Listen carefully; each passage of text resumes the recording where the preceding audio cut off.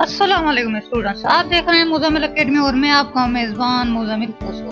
आज था physics class first year का 2024 का पेपर था आज। तो उम्मीद है कि आपने बहुत अच्छा किया होगा। ये इसके मैं आपको न्यूमेरिकल हल करवाऊंगा। सेक्शन बी में कितने न्यूमेरिकल आए हैं, वो कौन कौन से चैप्टर से आए हैं और कौन सा न्यूमेरिकल है और उसका आंसर क्या है, सब कुछ मैं आपको डिटेल में बताऊंगा। तो आपको घबराने की जरूरत नहीं है। तो चलें वीडियो शुरू करते हैं।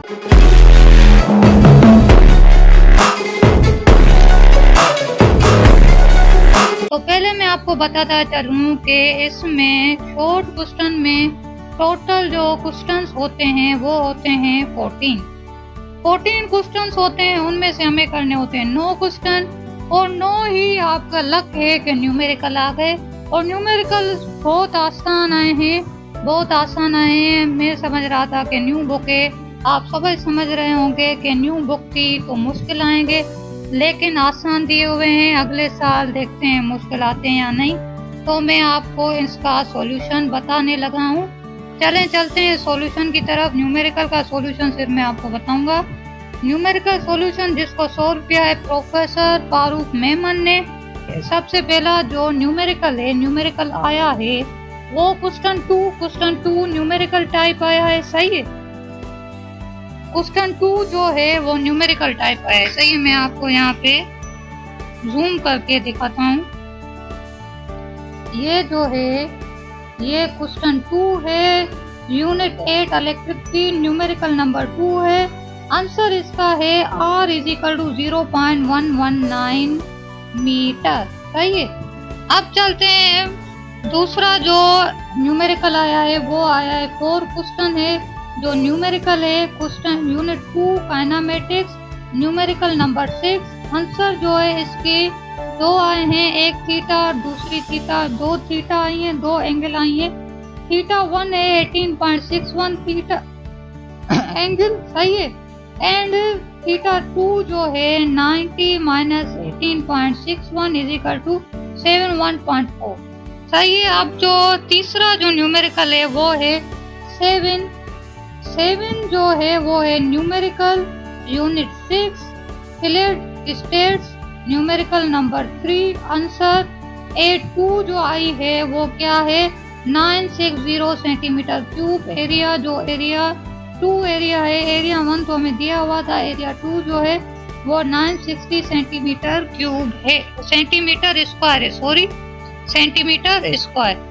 अब जो चौथा जो न्यूमेरिकल हमारी तरफ से चौथा होगा और जो पेपर में जो दिया हुआ है वो है 8 न्यूमेरिकल है यूनिट 11 ऑसिलेशंस वर्कड एग्जांपल। ये बुक का न्यूमेरिकल नहीं, बुक की एग्जांपल से न्यूमेरिकल दिया गया है।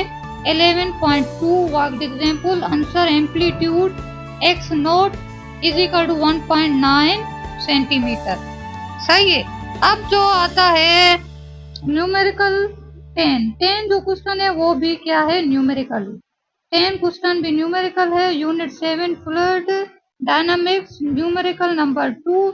इसका जो आंसर है V = 1.03 मीटर पर सेकेंड। अब चलते हैं हम, अब जो दूसरा आया है ये हमारे कितने हो गए न्यूमेरिकल, आप गिनते जाएं।